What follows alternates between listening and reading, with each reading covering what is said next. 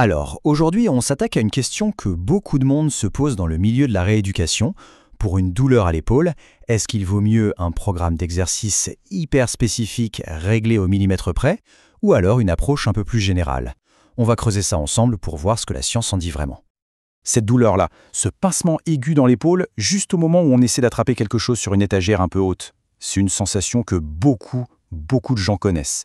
Et c'est souvent le premier signal d'un problème assez répandu. En fait, ce problème porte un nom. On l'appelle le syndrome de conflit sous-acromial, ou SCSA pour faire court. Et regardez ce chiffre, c'est juste énorme. Ce syndrome représente jusqu'à 70% de toutes les consultations pour des douleurs à l'épaule. C'est dire si c'est commun. Mais alors, qu'est-ce que ça veut dire concrètement? Eh bien, pour faire simple, le SSCA, c'est quand les tendons de l'épaule se retrouvent un peu à l'étroit, comme s'ils étaient pincés dans l'articulation. Et c'est ça qui déclenche la douleur, surtout quand on lève le bras. Face à ça, la solution numéro 1, c'est la rééducation par l'exercice. Là-dessus, tout le monde est d'accord. Mais c'est précisément là que le débat commence et que les avis divergent. C'est la fameuse question centrale. On a en gros deux écoles. D'un côté, l'approche de haute précision.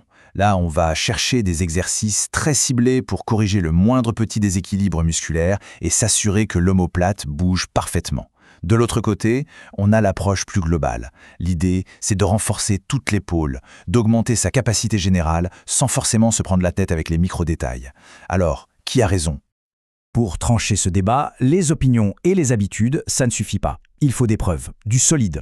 Voyons un peu comment la communauté scientifique s'y est prise pour essayer de mettre tout le monde d'accord. Pour ça, les chercheurs ont enfilé leur costume de détective. Ils ont mené ce qu'on appelle une revue systématique. C'est une méthode ultra rigoureuse qui consiste à rassembler, critiquer et synthétiser toutes les études de qualité qui existent sur un sujet. Le processus est très méthodique. Ça commence par une question super claire, ensuite on lance un filet immense pour attraper toutes les études publiées sur le sujet. Après, c'est l'étape cruciale, le tri. On ne garde que les études qui sont vraiment bien faites, les plus fiables. Et enfin, on met tous les résultats de ces meilleures études ensemble pour voir ce qui en ressort.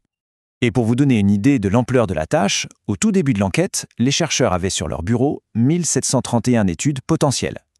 C'est un volume de données absolument considérable. Et là, attention, après ce grand ménage, sur les plus de 1700 études de départ, il n'en est resté que 6. 6 seulement. Rien que ce chiffre. Ça en dit long sur la difficulté de trouver des recherches de très haute qualité dans ce domaine. Bon, maintenant qu'on a nos 6 finalistes, qu'est-ce qu'elles nous apprennent au juste? On va regarder ça dans le détail. En y regardant de plus près, on se rend compte que même ces meilleures études ont leurs limites. D'abord, au total, elles ne regroupent que 231 personnes, c'est peu. Et ces personnes sont réparties dans des tout petits groupes.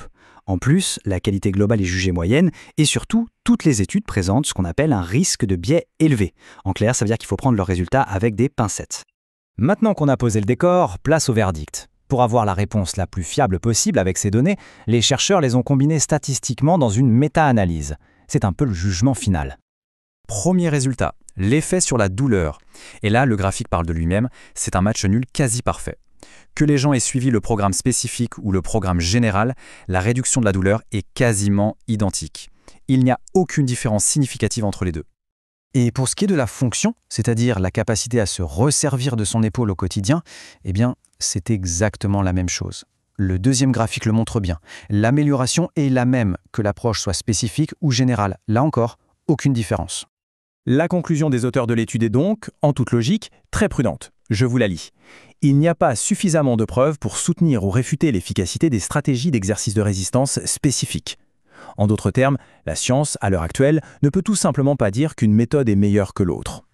C'est une conclusion qui peut sembler un peu décevante, c'est vrai, mais en réalité, elle est très instructive. Essayons de traduire ça en quelque chose de concret. Le message le plus important, c'est celui-ci. Pour l'instant, rien ne prouve que des exercices ultra pointus sont plus efficaces qu'un bon programme de renforcement général. Attention, ça ne veut pas dire que les exos spécifiques sont nuls, juste qu'on n'a pas la preuve de leur supériorité. Le vrai point à retenir, c'est que l'exercice, quelle que soit sa forme, eh bien, ça marche. Et bien sûr, c'est aussi un appel à faire plus de recherches, et des recherches de meilleure qualité. Finalement, toute cette enquête nous amène peut-être à une question plus fondamentale. Et si, pour la douleur à l'épaule, la quête de l'exercice parfait était en fait une fausse piste? Et si la clé du succès, c'était tout simplement la régularité d'un programme bien suivi? C'est une idée qui mérite vraiment qu'on y réfléchisse. Merci d'avoir suivi cette analyse et à très bientôt.